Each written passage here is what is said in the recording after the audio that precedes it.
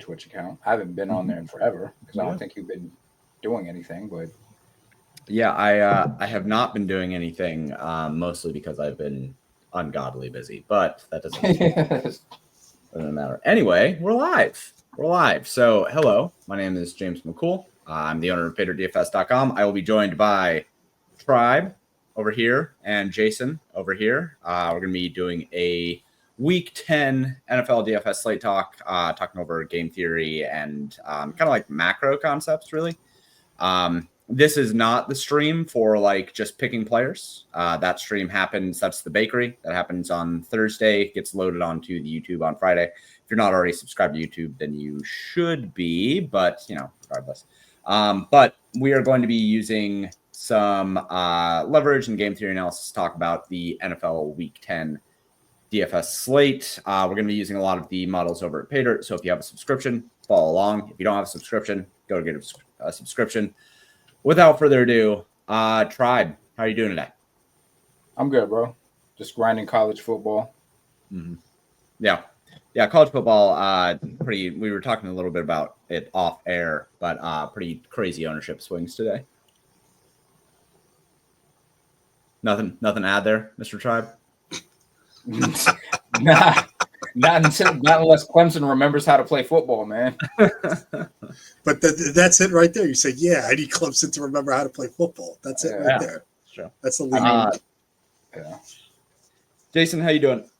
I'm doing all right. I'm wondering why fucking Army, when I have them -6 and they have a 30-yard chip shot to end the half, they run a fake field goal rush attempt, and now we're not covering going into the second half. So that's what I'm wondering. But I'm ready to talk Week 10. So all that matters is that they cover at the end of the game, though, right? Yeah, but like they get the ball at the second half to start, so like they could have made this a much bigger lead, and they're getting whatever they want offensively. It's whatever. It's no big deal. But yeah, we'll cover at the end of the game. Hopefully, we will cover it. So this is mostly an unscripted one. We don't really talk about this beforehand, but there are a couple things on this slate. So I've written now 2, 3, 4 articles, I think, for this slate. Articles, 2 newsletters and 2 actual articles. And one of the things that I'm finding as I've been going through a whole lot of, thinking through who I actually want to play and who I should play and who I have to play and kind of leverage spots. There are a couple things that I think make sense. One, Justin Jefferson makes sense. I don't really see too many ways to get away from him. When you use the range of outcomes over at Paydirt, like he has a median projection that is nearly 5 points higher than any other wide receiver on the slate. It's just a terrific matchup. And for the most part, like I can't justify going to CeeDee Lamb at 8,600 with Cooper Rush at QB, even though I don't think that Dallas stacks are the worst thing you can do this week. I can't justify going to CeeDee Lamb. There's, AJ Brown projects well, but not near as well as Justin Jefferson, and you don't get that much of a discount for it. I am finding it really hard to get away from Justin Jefferson. All of that said, ownership isn't really that high on him in terms of projections. When I reran projections this morning, I just don't see all that much high ownership on him. I'm projecting 13% ownership on him right now. I can't figure out why people are not just jamming in Justin Jefferson here. It looks like people are mostly just sitting in the mid-range. There's a lot of ownership on Khalil Shakur. Okay. Josh Downs, which I think makes a lot more sense than Khalil Shakur. But overall, like, what do you guys think about this Justin Jefferson spot and the wide receiver ownership overall? I guess I'll kick it to you first, Tribe. I think it's a great spot for him. I can see kind of like the general narrative being, oh, they have other weapons. Aaron Jones on the ground can get there. Darnold doesn't throw it a ton, so it's not going to be a high volume passing game. It's going to be an efficient passing game.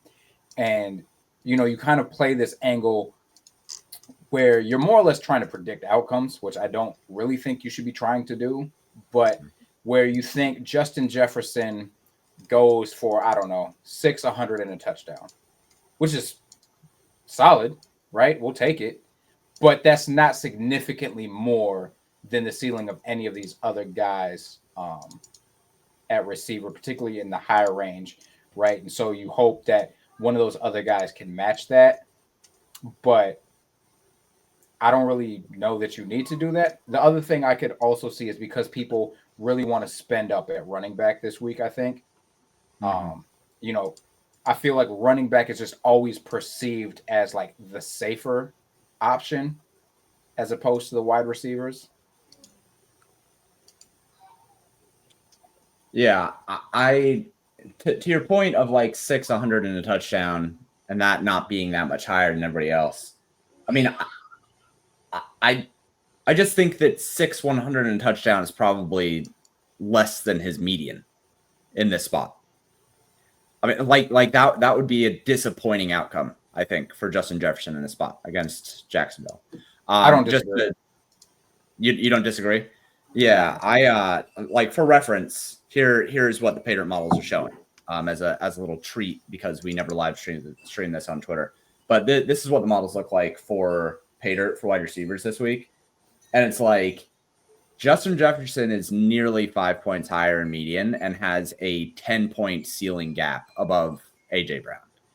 Like a decent outcome for him, I think, is a median expectation for nearly every single other wide receiver on the slate. And if he is able to do what I think he's able to do against this Jacksonville defense, I don't see a way for him not to have like 25 plus fantasy points most of the time. Like, obviously, there are ways for him to have floor outcomes, but a floor outcome for him, I think, in this spot is legit like 18 fantasy points. Like, I think that he just this is such a good spot. Jacksonville gives up so many more fantasy points above expectation, like 6.2 fantasy points above expectation to opposing wide receivers. They're a sieve on defense. They are reeling and likely are going to put Mac Jones out there. Like, team morale is going to be bad. It's just such a good spot. What do you think about Justin Jefferson in this spot, Jason? Yeah, so the one thing that's interesting about him is that we also have him as the fifth most valuable wide receiver at his current salary. He's fifth in the 4X column on the range of outcomes. So, I understand that he projects like a god. The other thing I will say, though, for him, and I'm not saying that people shouldn't play him, to pay 8,800 for a guy who has seen 10 targets once this entire season, and he's been in some equally just as good spots. Like, he went up against Indianapolis, he went up against the Rams. Green Bay hasn't been great through the air. He's played against these other teams where he's had plus matchups, and they just haven't needed to really do that, right? So even in close games, he hasn't really seen that.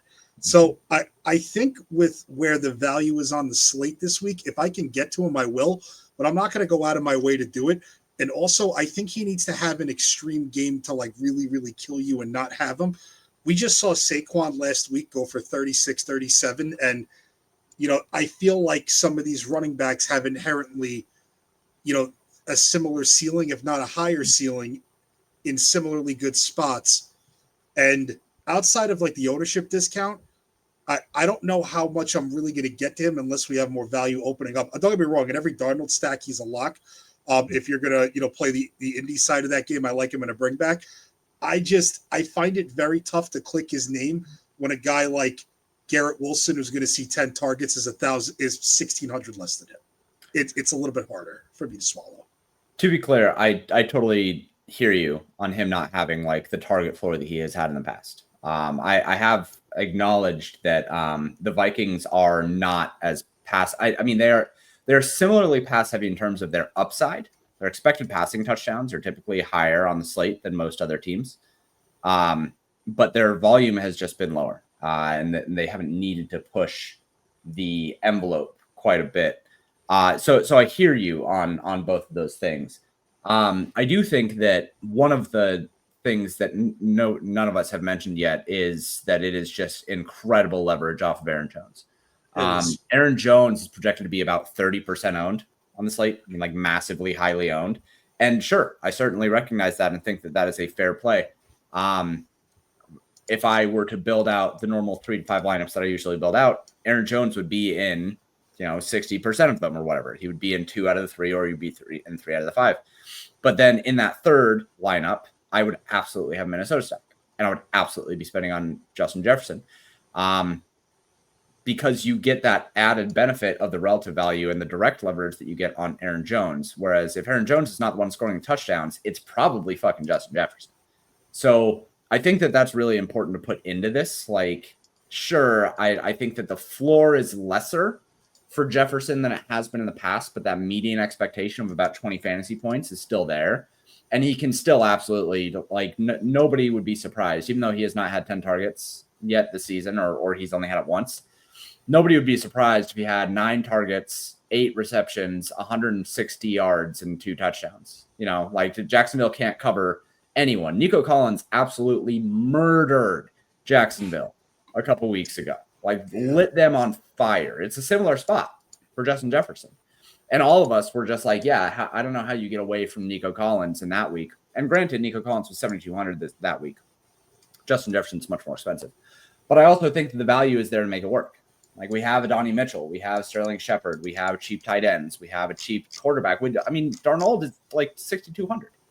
So I think that the value is there. I think the matchup is terrific. I think that the ceiling is terrific. And I think the relative value is really, really good. So Justin Jefferson is kind of, if you're not playing Aaron Jones, I think you have to be trying to get to Justin Jefferson. And I guess that's probably where I'll leave that. Do you guys have other thoughts kind of on wide receiver ownership? Like, if we're looking at the ownership as it stands right now, like the highest ownership is going to be DeAndre Hopkins for sure. 5,300 playing against Denver. He had a great role last week. I don't remember off the top of my head what his target share was, but it was really, really good. Projected at 27%. And then Khalil Shakur, I don't know if I want to play that much ownership on him. Like, I get it. The matchup is fine, but I think that this is kind of, people are saying, oh, there's no Keon Coleman and there's no Amari Cooper, so Khalil Shakur is going to all of a sudden have a 30% target share, and I just don't know that I buy that. He projects pretty well, but I don't know. Like, let's go use the Pivot Finder really quick and see if I should actually be playing him. I didn't run the Pivot Finder on Khalil Shakur earlier this morning or last night, but I don't know. While I'm getting ready to run this, like, Tribe, do you have any thoughts on Shakur? I'm good. I'm good on that. Like, I get it. Like, I think people want to play Josh Allen, right? The spot is good overall for Buffalo. People want to play Josh Allen, but especially in GPPs, I think people are really hesitant to play a quarterback naked, so they're going to force a stacking partner. He's the only guy that makes sense, and I think that's inflating his ownership. I mean, obviously, we got the injuries at the wide receiver position, but to be honest, I love James Cook in this spot. I think James Cook is phenomenal leverage given the ownership that we're projecting for Shakir. Yeah, I ran the Pivot Finder. I ran on 300, and we had Josh Downs, Ladd McConkey. You're not pivoting to Josh Downs, like, he's going to be just highly owned. But you could pivot to Ladd McConkey for sure. He's $100 less, projects for within range of Shakur, within 3 fantasy points. And then when you reach it to 500, you get Darnell Mooney there as well. And Darnell Mooney is in a pretty good spot. I would look at Darnell Mooney as a considerably better leverage play than Ladd McConkey and Josh Downs, obviously, because he's only projecting for 6% ownership for $500 more. And that's not really that much. Like, when you're thinking about leverage, when you're thinking about pivots, this is what you should be doing, is using this tool to figure out who's within range. But when I look at this, his LevX is still okay. I mean, it's neutral. You're not gaining anything from it, but it's not like it's heavily negative. At 26%, I think that this is kind of one of those weird spots where, like, usually when you think about a wide receiver and you see this much ownership, you're like, oh, well, if I'm going to use them, I had better use them in the stack because it's going to be lower ownership. But I actually think you're right, Tribe. I think that most people are going to be playing them with Josh Allen. And I think that most people are going to be using him as that stacking piece, and it would actually be smarter to use him as a one-off. What do you think, Jason? Yeah, so with Khalil Shakir in general, and I'm going to make 1 point projection based, and I'm going to make 1 point that's more just like game scheme theory based.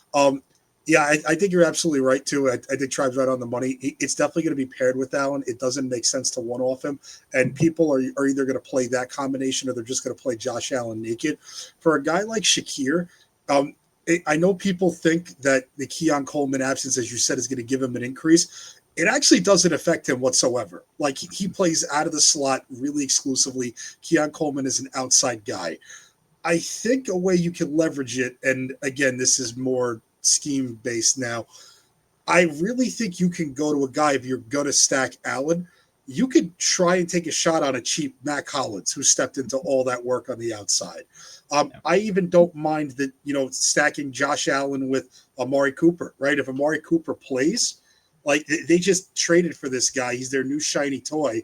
If he plays, he's $200 less than Khalil Shakir. And he's in a pretty good spot here also. So from a projection standpoint, though, I agree. I think going up to like DJ Moore or Darnell Mooney makes the most sense. Lad McConkey, I think, is fine too, but I just think there's guys around him where you don't have to eat him by himself. And if you're playing him in a Josh Allen stack, you should probably make it within a double. Like go him and Kincaid, or him and Matt Collins, him and James Cook, something like that. I don't want to eat him by himself though. I just see 7 for 70 and not scoring a touchdown like on the horizon. And I think Matt Collins is a sick play. Me too. 300. I mean, Matt Collins, he's shown that he can actually kind of ball out. Like he did okay in Atlanta for a couple of years. Like we've seen him do okay. I think it was with the Raiders, maybe with the Raiders. Yeah. I think Matt Collins is a pretty sick play. He's 3,300. He's projecting right now for 12% ownership, which is not nothing. But I mean, I would take the under on that ownership even. It helps you get JJ too. Helps you get JJ. Yeah. So I think Matt Collins is an interesting play. I also think that at ownership, I'd rather have Curtis Samuel than Khalil Shakir. We've seen Curtis Samuel be able to put up pretty big scores when he's kind of like the only guy around as well. So I don't think that I would be wanting to eat Khalil Shakir ownership. Now, granted, this is a game theory podcast and this is a game theory show. So I will preface or I will give a little caveat here. If your ownership can eat if your lineup can eat the ownership for Shakir, fine, go for it. Whatever, I don't care. If you're playing small field and you already have plenty of relative value, like you have a Minnesota stack and you're using Ricky Pearsall, who I kind of want to talk about a little bit later. Like if you're doing those things, just jam in Khalil Shakir and DeAndre Hopkins and round out your ownership. Like you don't need to gain more relative value than necessary. But in large field stuff, I think that there's really not much reason to play Khalil Shakir. Maybe you play him in a Buffalo stack or as a one-off, just like, I don't know, because you just love him that much. But he's kind of an optimizer play, and I'm not super about it. I do have a way you can leverage him, though, if you do want to use him. I have thought of another way.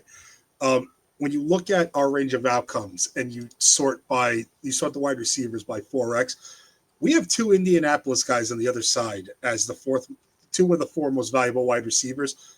Just play a Flacco stack with those 2 and bring him back. Like if you really have a really strong indication of him. And the reason why I say that, and I don't want to say like Flacco's a great play, that's not what I'm trying to accomplish here. But Buffalo is going to score on them. They have a healthy team total. And also on defense, Buffalo does not blitz. They do not get after the quarterback. And Flacco tends to have a much easier time hitting his receivers when he's not, under pressure. He's been like that his whole career. So I think a way you can leverage it is just play an indie stack. Yep. Play an indie stack. I'll buy that. Play, ladies and gentlemen. Oh, yeah. Yeah, I'll buy a Flacco stack. It's 5,500. And he usually balls out when he gets a chance. We've seen it time and time again. He's 5,500. Josh Downs plus Donnie Mitchell. Bring it back to Khalil Shakir, and you can play whatever you want around that. You can Tribes guy Alec Pierce too. Alec Pierce. Yeah, you can play Alec Pierce. I don't have any problem with that. I don't think. If you were going to play a Flacco stack, I don't think you need to go Alec Pierce. Like, not doing a Millie Maker, I guess, but like I think if I was going to do it in anything that I usually play, it would be Flacco plus Downs plus Adonai Mitchell plus Khalil Shakir. And that's a lot of ownership, but it's a lot of kind of like weird ownership. It's a weird way to use the ownership. Yeah. And then I would just play Justin Jefferson and Alvin Kamara. And that's a pretty good transition, I think, into running backs. Alvin Kamara is projected as so well. It's funny. Is crazy. Yeah, that median is silly. But try to find reasons to fade him, and I can't find reasons. Who else do they have? Exactly. What else are they gonna do? So there's one thing, and like really only one thing I can say on this if you like are going to fade him. And that is if you fade him, you absolutely 100% need to be playing Taysom Hill. Because really the only way he doesn't have a ceiling outcome or like, smash that is if we just get the random like Taysom Hill 2-3 touchdown game. I mean, we tried that last week. He put up 16 points and it didn't matter. It's like he had 220 yards from scrimmage last week, didn't score, and put up like 28 fantasy points. And they lost the game. It's Taysom Hill, though, by the way, I will say, a little bit of fool's gold. He did have an incomplete pass on like the 5-yard line for a touchdown. So like if he converts that, maybe it's a different game. But yeah, like I just don't know how are they going to move the ball up and down the field? They're going to hit Mason Tipton 10 times? No, they're not. That's not happening. They don't even have Bub Means. Bub Means is on IR. They have like literally MVS. They have MVS, Mason Tipton, this guy fucking Jermaine Jackson. That's not a real human being. Taysom Hill, Jawan Johnson, Foster Moreau. Like you want to play the tight end carousel? No, his floor realistically is probably his floor I think is like legitimately 20 DraftKings points, like just on pure volume. Yeah, I don't see a way for him to have less than about 10 targets and about 20 rushing attempts. Here's what they're going to do. They're going to run a metric shit ton of 2 tight end, like a lot of 2 tight end formations. It's going to be all Juwan Jennings, Taysom Hill, and Alvin Kamara. They're going to run dumb trick plays with them. Like it's going to be awful. Now, granted, the other thing that you do if you don't play Alvin Kamara, because you should probably just play Alvin Kamara, but if you don't, I love where you're going with this. Just lay it on him. Lay it on him. I mean, you just slap down the Atlanta Falcons defense. So like you really don't have a choice if you think that the Saints are going to score any points basically whatsoever. If you think they're going to score a touchdown, you got to think that 70% of that equity goes to Alvin Kamara.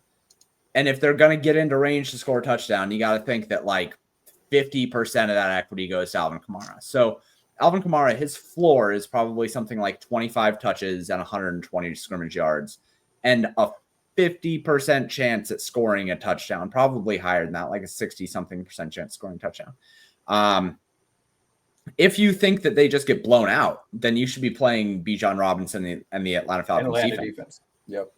And like just start there. So in an optimizer, what you would do is you would set a rule that says if this lineup does not have Alvin Kamara, then force in Bijan Robinson in the Atlanta Falcons defense. And then that's like a simple rule that you can make that makes your lineup building easier, which by the way, if you don't have an optimizer, you should go use the solver. Paydirt has an affiliation with the solver. You can get Paydirt projections logged in. Good little partnership plug there. But yeah, it's just Alvin Kamara and he's projected for 20% ownership.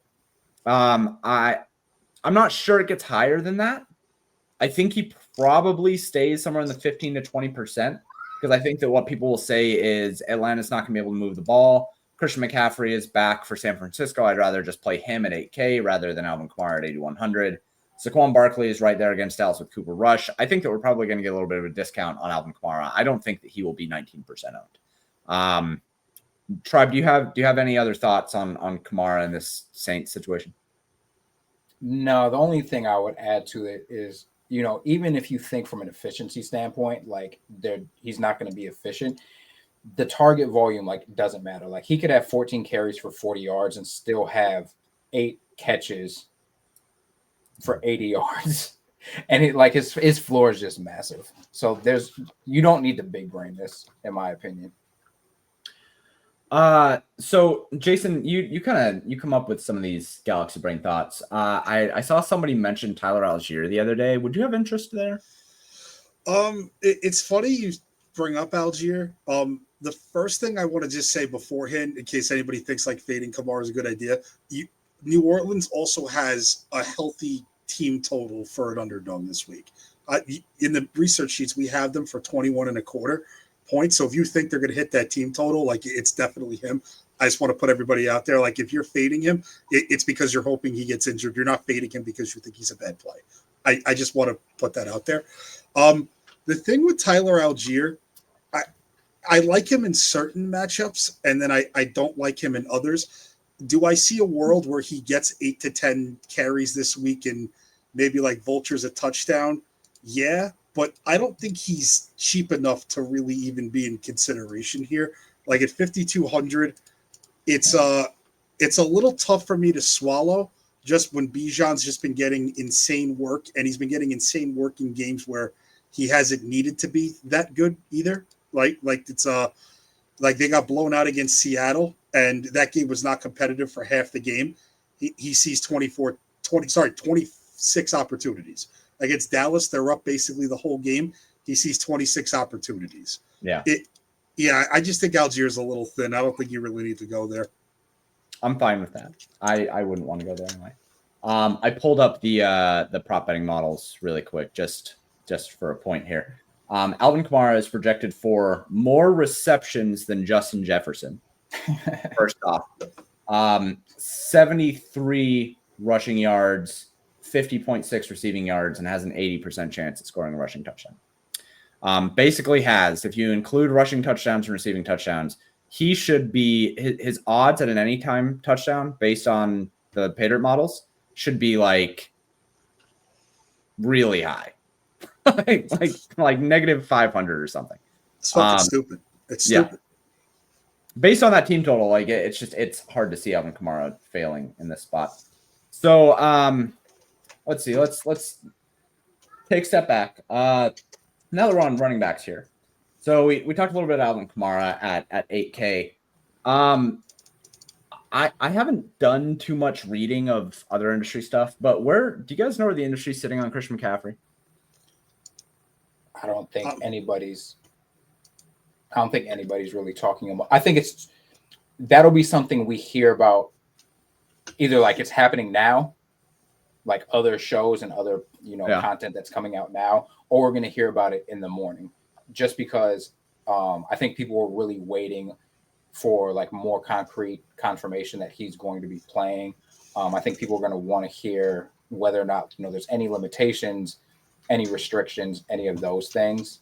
Assuming that they're not taking any chances with this because it's Super Bowl or bust, and if he's cleared to play, it's because he is cleared to play. Yeah. I would think he would be. Actually, I think our ownership projections are fairly accurate. We got him right now around like just under 14%. Yeah, I would buy that. I don't think it gets above 15%.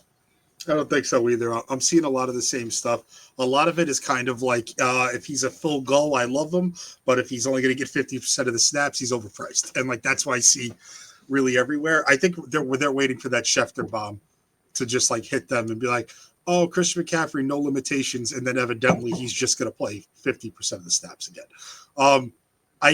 It's also in this matchup too. Like, do you even want to gamble on it? Like, I get Tampa Bay was competitive against Kansas City, but like, do we really think they're even going to need him this week? Like, I don't know, but it's just I don't know. I'm not trying to predict what happens. He's $2,000 underpriced. Underpriced? Yeah. For a full workload, he's $2,000 underpriced. I mean, Christian McCaffrey like breaks fantasy when he is playing it. Yeah. No, that's fair. So I don't. So with how well Alvin Kamara projects, I don't think there's much reason to go Alvin or Christian McCaffrey. But if tomorrow when I rerun ownership, if Alvin Kamara jumps more, because he did jump, he was trending up based from Thursday to Saturday. If he jumps more, then that means that he's probably going to be in the 25 to 26% range. If he jumps any more, and And if Christian McCaffrey goes down from that 14% and is trending down going into Sunday, I think we see him anywhere between 10 to 12. And at that point, I think that there would be plenty of reason to go with Christian McCaffrey over Alvin Kamara in large field, not in small field, but in large field. If you're getting basically 3-1 ownership on Christian McCaffrey Alvin Kamara versus Christian McCaffrey, I think that that's worth taking a shot. But it sounds like he's probably going to stick there. We'll reassess. The main running back that we need to talk about that we already talked about a little bit is Aaron Jones. This is a really, really good spot, and his median is good, and his usage is good, but at 26% owned, I kind of have to think that it feels like there's other running backs that I would rather use, namely DeAndre Swift. I was about to say DeAndre Swift is right there. Yeah. Tribe, you want to expand on that a little bit? Yeah, so this is a guy both Jason and I mentioned on the bakery as well. Just DeAndre Swift's role with this team. I think people are still used to him kind of being like that victim of the running back by committee and not really getting a full workload, kind of being a gimmicky player to a certain extent. And, the Bears just aren't a sexy team in real life or in DFS. But when you look at the underlying numbers, like he has been really, really good this season. We have his median and ceiling, pretty much equivalent to Aaron Jones, and he's going to be significantly less owned. So it just makes a ton of sense, in my opinion. And he's slightly cheaper, a couple $100 cheaper. Just really love that play. Yeah, I went and I ran the pivot finder here. Keep cutting off my own face. I went around the pivot finder. Aaron Jones, like he's still a good play. He has the highest median of anyone within $500 of him. But it is worth noting that DeAndre Swift is right there with 16% ownership, and I think he probably stays about there. And I think Aaron Jones has more ownership in the morning. Yeah. So you're probably getting about half the ownership on DeAndre Swift for not even one less fantasy point in median. And then J.K. Dobbins, who I think I'm going to lower his projection because Gus Edwards is back. But that would have been a great spot. Like the Chargers are healthy favorites over Tennessee, who sucks. They get Will Levis back, who's going to throw 2 interceptions. Like J.K. Dobbins would have been a smash play, but Gus Edwards coming back, I think I'm a little bit worried about that. And then the other one is Kareem Hunt. And I think that Kareem Hunt is somebody that we should probably talk about because at 10% owned, he has owned that role for Kansas City. He's been everything for them. DeAndre Hopkins is going to be 30% owned, probably 35% owned, and we're going to see Kareem Hunt at 10% owned, who would be a terrific leverage play. In the same way that we want to use Justin Jefferson to leverage Aaron Jones, using Kareem Hunt at $100 less than Aaron Jones and as leverage on DeAndre Hopkins, that sounds like a sick play. I think that the relative value and the direct and indirect leverage, that's the whole pie put together. Jason, what do you think about Kareem Hunt in this spot? I think he's good. The one thing I like about Kareem Hunt is that if they get on the goal line, they seem to give him every opportunity to score. So I think it really raises his floor. It's just hard to argue with this guy's like volume of attempts. Like he's 24 to 27 touches every single game. I think he's a fantastic play, and I would much rather go there than Hopkins. And I get that Hopkins is a little underpriced for the role he's seeing, but if you think that they're going to move the ball and they're going to have some success and hit their team total, Kareem Hunt's going to be a part of it. I think he's a fantastic leverage play. I think he's a little bit more unsafe than a Jones or Swift, just because of, frankly, just the lack of pass game work is a little concerning, I guess. But 27 attempts and all the goal line usage, how do you not consider that this week? Yeah, I'm going to read off his stats here for you. All right. Kareem Hunt. Now, granted, he has relatively low snap participation. All right. So in weeks 8 and 9, he only had 57% of the snaps. But so far, he has had 3 games with 18 and more fantasy points since taking over for the Chiefs, every game has been double-digit fantasy points. In the last 2 weeks, he has had 84 and 81% of the rushing attempts, 36% route participation, 75% of the short down and distance snaps. And for the last 3 weeks straight, he has gotten 100% of the inside the 5 rushing attempts. It's crazy. Every single rushing attempt inside the 5. That's a role that I want to buy. Like at 6,600, that's a role I want to buy. If the Chiefs get down inside the 5, if they throw to DeAndre Hopkins has like a 22-yard catch and lands with his feet inside the 3, that touchdown is going to Kareem Hunt.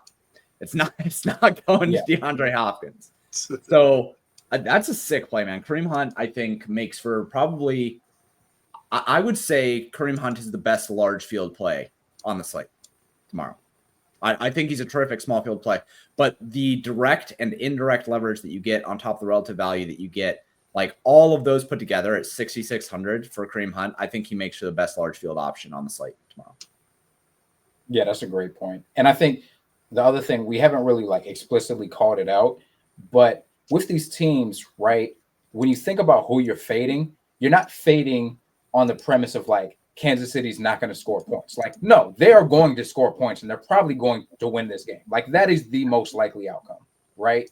So it's really trying to figure out, okay, if I'm fading DeAndre Hopkins, like, where are the points coming from? Because the points are coming. Yep. You do have them. You do have Kansas City too in the upper tier of rushing touchdown expectations for the main slate. Also, you have them first, second, third. Yeah, you have them 5th on the entire Sunday slate in rushing touchdown expectation too. So, yeah, he's got a great role, and I think his floor is tremendous. Yeah, I'm with that. I think that Kareem Hunt is like the best play. All right, let's see. Let's go through a couple of these things. So, tight end. I mean, this is a week where we've now had a couple weeks where I just think the median projections for these tight ends are fucking sick. They're really, really good. For instance, Cade Otton projects for 16 fantasy points. That would make him, in terms of wide receivers, the wide receiver 6 by projection for me at Pater. It's crazy. The wide receivers, he's 5,500 for the wide receiver 6 on the slate. That's really, really good, man. I think that, again, like I said last week, it didn't work out super well, but like I said last week, I think 2 tight end is completely in play this week. I don't see any reason why you wouldn't play a Cade Otton at 5,500 who projects for 16, an Evan Ingram at 5,300 who projects for 14 and has game stat correlation against Minnesota. I don't see why you wouldn't play Travis Kelce or George Kittle, who both project really, really well. They have higher ownership, but like, who cares?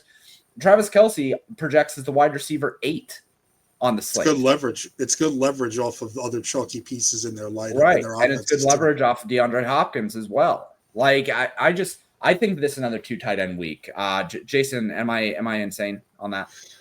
No, I'm all for it. I mean, we're saying on the bakery that it's very, very hard to get away from these tight ends this week. And I even think that you could go as far as even saying that I think some of these guys down here are almost more like, if you're going to call them like lockable plays, like if we saw any other wide receiver, even priced at Evan Ingram's price, 5,300 like that, we would be eating that all day long. Yeah.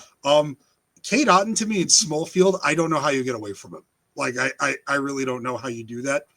He's just taking up so much value at that spot. I'm probably going to be playing 2 tight end builds, and I even think that if you wanted to do it, there's even some cheaper options that can help you get there also. Like, just from a game theory perspective, if Taysom Hill was involved a lot last week, he's going to be involved a lot this week. Hunter Henry has had quite the resurgence since Drake May has come back with his opportunities. I think you can get really creative with these 2 tight end builds. And granted, there's no, fucking 45% on Mike Gesicki this week to kill you. But I love the 2 tight end builds this week. My preliminary builds are all 2 tight ends. Yeah, Tribe, how do you feel about 2 tight end builds? So I am famously not a 2 tight end guy, especially in large field GPPs. I just think it lacks the ceiling to really take one of those types of contests down. But that being said, last week and this week, you guys both hit on it. When you look at these guys relative to the price of the pieces around them, right? Like if you go look at the flex options in the same price range, they just stand out. Cade Otton is basically DeAndre Hopkins, and everybody's scrambling to fit DeAndre Hopkins into their lineup when Cade Otton is like the same price with the same projection, and arguably, a better role in terms of just guys who could steal, volume from him. Like you have Kareem Hunt there, you have Travis Kelce there with DeAndre Hopkins, but Cade Otton is probably going to be look number one on like every drop back. Yeah, who's going to take his targets? Fucking Sterling Shepard, Jalen McMillan. Like I'm more worried about those running backs taking targets from him. But honestly, right. Cade Otton is very, very hard for me to get away from in general. 2 tight ends are just very strong this week. And I'm glad we touched on that in the Bakery Tribe. I'll tell you, James, Tribe did admit on the Bakery, he goes, 90% of the time I hate 2 tight ends, but this week I got to do it. So I think we're all in agreement. When people hear 2 tight end, they think 2 punt tight ends. That's not what I'm talking about. Right. Yeah. I mean, like, I'm talking about, we talked about Khalil Shakir earlier, who's projected for 27% ownership. He's $6K and projects for 15.88. Cade Otton is $500 less and projects for 15.93. Like, they play the same, they do the same thing. Cade Otton is literally a slot receiver for Tampa Bay. It's the same thing. It's a bias that people have to get over, man. Like people will convince themselves that wide receivers inherently have safer volume and have a higher floor than a tight end, which for these guys that we're talking about just is not true. Not to mention he's in a better spot too. Like Tampa Bay's going to get scored on. Baker is going to throw the ball 40 times. Like he's gonna throw it a ton. So yeah, I'm with you. I don't even think that this is a bad matchup. Like San Francisco is not even that good of a defense, right? They're okay. I mean, against tight ends, they've been a little bit better, but he's not a real tight end. He's a slot receiver, really. Like that's what he does. Right.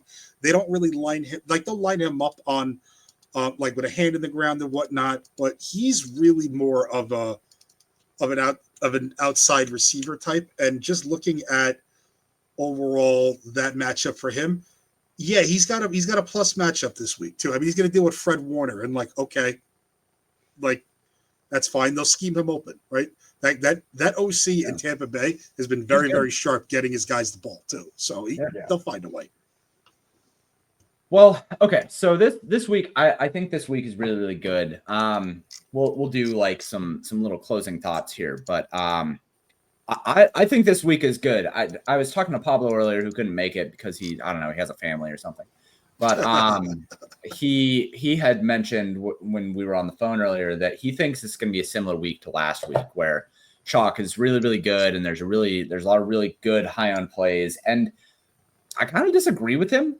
I told him that I need to like read through things a little bit more and do a little bit more research. And I think that there are some good chalk plays. I think that DeAndre Hopkins is good chalk. Like if I'm looking through all the ownership, I'll just go through it. Like I think Hopkins is fine chalk at 5,300.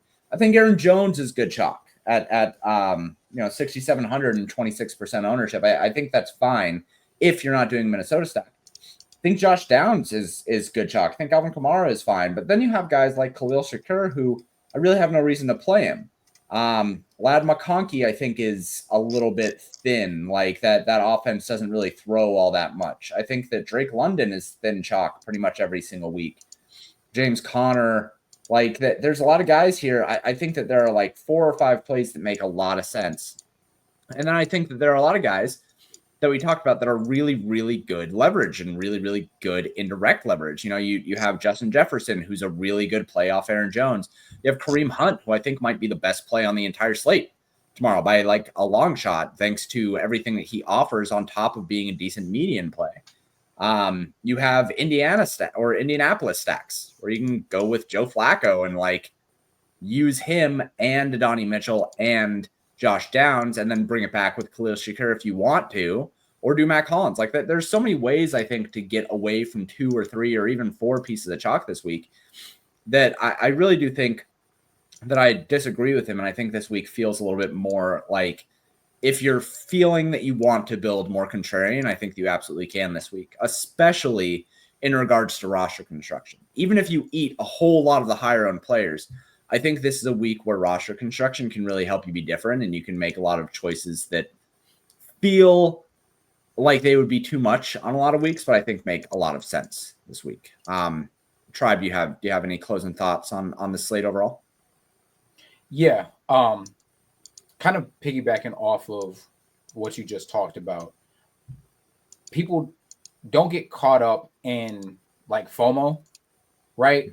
Because I think where some of that stems from is, say you play Kareem Hunt goes out there and gets 18 fantasy points, and then DeAndre Hopkins goes out and gets 20 fantasy points. Like in that situation, you weren't necessarily wrong. Like that absolutely was the correct move to make in GPPs. But, we've talked about the marble problem, right? Just if more lineups overall in the field have player X, there's a higher likelihood that the winning lineups are going to have that player. That doesn't necessarily mean that you should have not faded that player and shouldn't have pivoted. So just keep that in mind. Yep. Jason, what do you got? Yeah, I don't think I agree with Pablo either. I think a lot of the chalk this week is actually a lot shakier than I have felt in the last few weeks, and it's interesting because like a guy like DeAndre Hopkins, like he's underpriced for his role, but he's going up against a very, very good defense here, and I think people are like he's just an example of that. Like another guy to me that I think is egregious chalk is like Lad McConkey. He's another guy that like I for the life of me can't figure out why he is. Drake London, like you said, very shaky. I think this week more than others, outside of Kamara, I think there's very easy ways to make pivots off of the chalk, where in other weeks there hasn't really been. You'd have to flip an entire game script or flip an entire situation, but you have some really like close salary pivots here that just make a lot of sense. And I think it's a good week for people who kind of like to prey on game theory and don't just spit out what an optimizer gives them. No shade to anybody who wins that way. I'm just saying I think that there are some landmines out there for sure. Yeah, I'm with you. I think this is usually what I'll say. People always ask me good slate, bad slate when it comes to showdown. This is a good slate. I do like the slate a lot. I think that it's much better for large field stuff than small field. I'm much more inclined to, play 10, 20 lineups in the Millie Maker this week than play 3 to 5 and something like the 100, 150 or whatever. But I do think there are ways to build smaller field stuff. My closing thought here will be you should play Kareem Hunt. I think that he's a really good play. I think there's a way to build a lineup that leverages literally like 60% of the chalk in the best way. And I'm going to build it and win the Millie Maker tomorrow. So thank you guys for joining us. James, didn't you have a thought about Jawan Jennings or somebody from San Francisco? Ricky Pearsall. I think Ricky Pearsall is a fucking sick play. He showed up in the contest sims quite a bit when I was writing for DK Nation. And at his price, so what was interesting about the contest sims, thank you for saving me. I totally forgot to talk about all this. What was interesting about the contest sims this week is that the two main quarterbacks that were showing up, Brock Purdy, who I expected, he showed up quite a bit, and then Justin Herbert. And both of those guys showed up because there are cheap options to utilize at wide receiver, which unlock the pairing of Alvin Kamara and Justin Jefferson. That's basically what the contest sims wanted to do this week when I was writing. It was like Justin Herbert's like 5,200, and you can pair him with Quentin Johnson, who I think is 4,800 off the top of my head. I don't remember off the top of my head.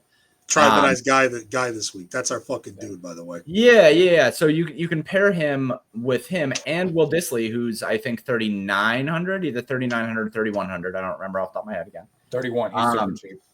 Yeah, he's super cheap. He's under 4K. So you can pair those guys, and you end up with this really cheap starting stack that then allows you to fit Alvin Kamara plus Justin Jefferson plus DeAndre Hopkins plus an expensive tight end. And it's like, that's just what the models wanted to do. And the other thing that the contest sims want to do is go Brock Purdy with George Kittle and Ricky Pearsall, not Deebo Samuel. Wanted to go Ricky Pearsall. Now, Ricky Pearsall with no Brandon Ayuk should maintaining 60% or so of the snapshot. Juwan Jennings might push him a little bit more on that. They do have other guys that are around Pearsall that could push him on that. But Brock Purdy plus Ricky Pearsall plus George Kittle was a really, really nice base in the contest sims that, again, allowed you to get Justin Jefferson plus Alvin Kamara. And that's the priority combo this week. They just project so well that the models don't want to do anything but just jam them in whenever you're simulating out of field. So that is kind of like a basis of things that I want to do. But it doesn't just have to be with Justin Herbert and Brock Purdy and those stacks, right? You can absolutely do that with an Indianapolis stack. You can absolutely do that even with a Minnesota stack, right? Like Darnold is cheap enough to make it work. But I think that there are ways, and what the contest sims wanted to do was to say, start with a cheaper stack, force in Alvin Kamara and Justin Jefferson, and then figure out the rest. And there's enough value to make it happen. So yeah, I did want to mention that. Thank you, Jason, for reminding me. Of course. And with that, if nobody else has anything, Tribe, you got anything? No, we out. Okay. All right. I want to say one thing and one thing only. This guy. No, it's important. I think it's something a note we got to talk about this week. I think more than ever in this week, it's really important to not predict outcomes and just make a few pivots. And if you think chalk is good, find a way to surround it with something that is not as high owned. I think James's point about, the contest sims telling you to pay down at quarterback this week. Also, don't tell James, but Aaron Rodgers is the third most, showed quarterback in our sims. Don't tell him that. But I think that is a really good way. If you follow our sims this week and you just make strategic pivots, I think you could have a way to be very successful. And yeah, I agree. I think it's a better large field week than small field. It's tough to narrow down some of those pieces in small field. I think it's a great large field week. And for the love of God, just fucking play Kate Otten and play another tight end with him. Please do that. And that's it. I'm using the new little lineup builder here that I built, which I don't know if people have used this, but this thing is fun. So here's a start that you can make that is pretty sick, right? Like Joe Flacco plus Alvin Kamara, Josh Downs, Khalil Shakira, Donnie Mitchell, and then just jam in Justin Jefferson here. And like that costs you 38K. So across 3 more positions, you end up having, 12K to use across that. Choose a cheap defense, and you end up having 5K or so between these two. Cheap tight end, normal running back, choose a defense. That's a lineup right there. I think that's sick. Oh. So yeah, I guess that's what I'll close with. Actually, I'm terrible at this. If you're not a sub to the site, you should go be a sub to the site. PaydorDFS.com. If you guys have any questions at all, feel free to reach out to me. Obviously active most of the day on that hell site that is fucking Twitter, but active the entire day over in the Discord. You can join the Discord by going to members, going to Discord, free to join, or you can go and subscribe. There's a whole bunch of options. We have month-long, year-long, week-long, and daily. Daily does not re-up the next day, by the way, so it's just straight up 24-hour pass. Thank you guys so much for tuning in. We love you. Come talk with us, and hopefully somebody collects some trophies this week and makes it all worth it. So thank you guys so much. Talk to you later. Deuces. Nice.